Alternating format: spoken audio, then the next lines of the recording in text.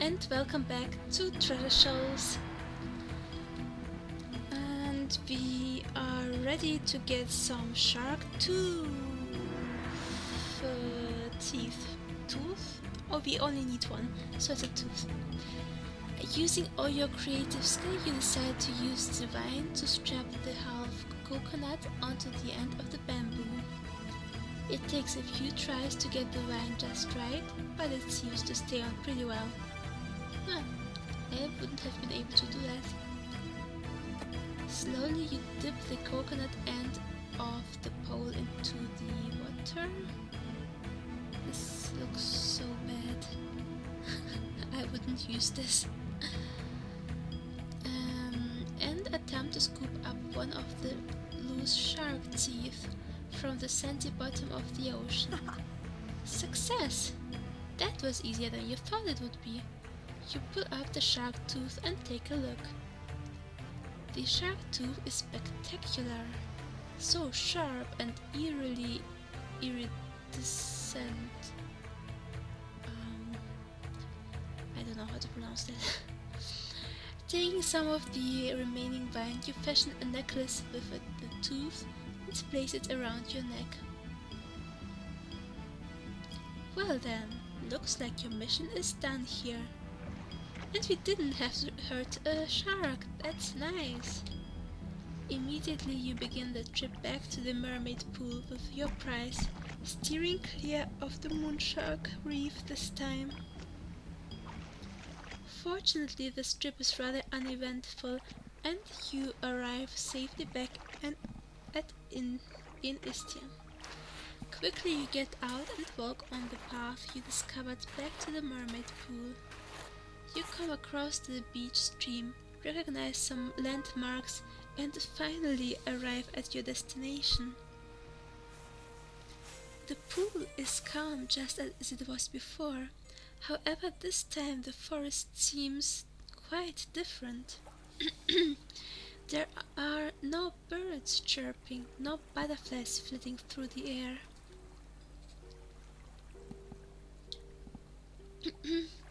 Wait, what was that? On a nearby tree you find a dagger and a note attached to it. And what's the dagger? You quickly move to the tree with the dagger and read the note, which simply says, "Beware of the crew." The note does not appear to be addressed to anyone, nor is it signed. How did our dagger get here? And to your surprise, you recognize the weapon. The dagger in the tree is your dagger, the Saratian dagger you lost back at the beach restaurant. You lost back at the beach restaurant. Right. We first received the dagger from the crew and now we lost it at the beach restaurant. I guess those verbs are very flexible. You pull the dagger from the tree, glad to have it back. Immediately a sense of calm reassurance floods your mind as you hold the blade. So there's some strange power to the blade? Is it like the force just in one blade? Finally you return to the pool of water, confused as to what to do next. Hey! Hey! You call out to the mermaid, not once but 3 times. Hey, hey, hey! Get out of here, lazy mermaid! All you can hear is the cooing of ravens. Sorry. But then silence continues to spread through the jungle. There is no reply from the mermaid. You can see the sun is setting and it will be dark soon. Should we wait for the mermaid to return or enter the water? It seems like something is going on, and maybe the mermaid doesn't want to come here. If she, I mean, no matter where she is, we completed the task, right? So we should be able to enter the water, right? Deciding not to wait any longer, you begin to enter the pool of water. You half expect the mermaid to come bursting out of the water like she did the first time, but nothing happens. The water is surprisingly a bit chilly and you flinch slightly just before it reaches your waist. At first you slowly go deeper, but then decide to end the suspense and quickly dive under the water, experiencing the shock of the cold only momentarily. You come up out of the water a few pads into the lake and grab a deep breath. You pull out the Niascope as you remember the mermaid suggested to do so after you've accomplished your mission. So you take the opportunity to look through the device, and just as you hoped, you now see a new location. It appears to be the seaside cliff with a lighthouse.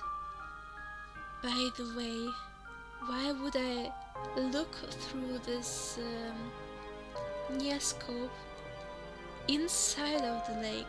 Why can't I do that at the shore? It would be way more practical. Pulling your eyes away from the Niascope, you look around under the water. The water is blurry without any underwater goggles, but you seem to see a small cave at the bottom of the pool. You return to the surface of the water.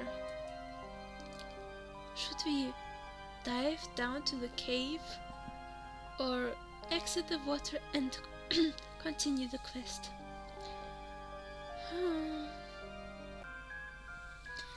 I think the cave sounds interesting.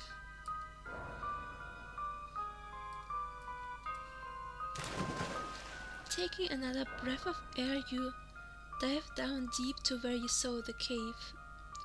Upon entering the cave, you are pleased to find there is a pocket of air.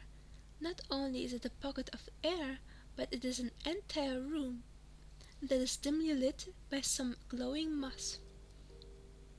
The room is not large, but it is filled with all manner of normal everyday objects, such as combs, forks, a man's pipe, and many pairs of women's shoes.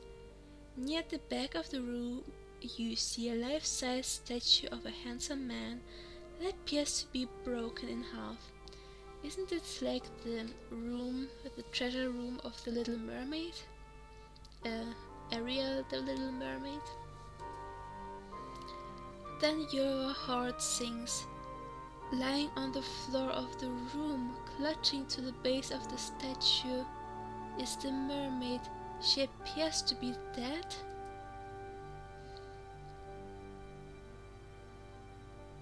Yeah, let's go away now. Now let's approach the mermaid. You approach the mermaid and... wow, that's so mean. You see that she has been cut in many places on her body and tail. Well, her tail is a part of her body, so why... never mind. However, she is in fact not dead but alive. Just barely.